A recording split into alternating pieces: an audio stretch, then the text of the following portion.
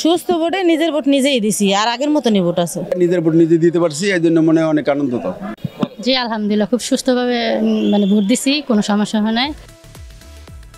সারা দেশের ন্যায় বরিশালেও দ্বিতীয় ধাপের উপজেলা নির্বাচনের ভোট গ্রহণ চলছে।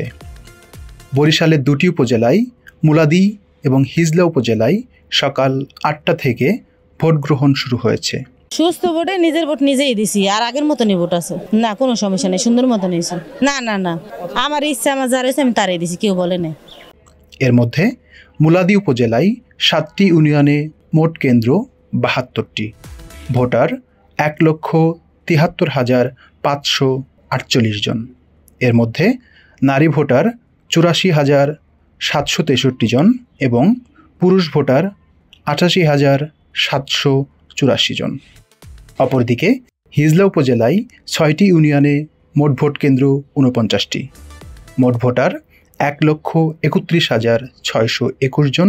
এর মধ্যে নারী ভোটার 63,378 জন এবং পুরুষ ভোটার 68,242 জন। মতো ভোট দিতে পারছি, এটা অনেক আনন্দিত। পার্থক্য আগে পরে ভোট দিতে পারি না, আগে দেখছি ভোট হয়ে গেছে, আর এবার ভোট হয়ে যায় না, নিজের ভোট নিজে দিতে পারছি, এই জন্য মনে অনেক আনন্দ। তো দিয়েছি সুস্থভাবে, অনেক সুন্দর হয়েছে, ভালোভাবে দিতে পারছি।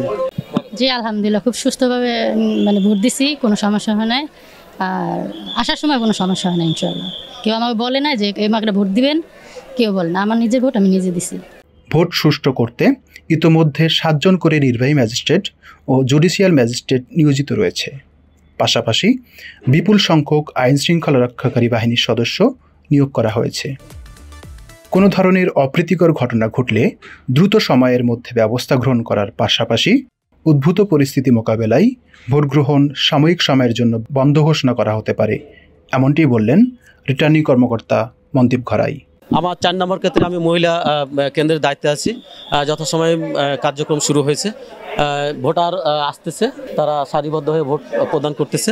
ইনশাল্লাহ ভোট আমি সুষ্ঠু সুন্দরভাবে নিব বলে আশা করছি। বিগত সময়ের ভোট তো আমি অত আমার রেকর্ড নেই, বাট এখন ভোট আবহাওয়া তো অনুকূলে আমি দেখতেছি, ভোটার উপস্থিত হবে বলে আমি আশা করি।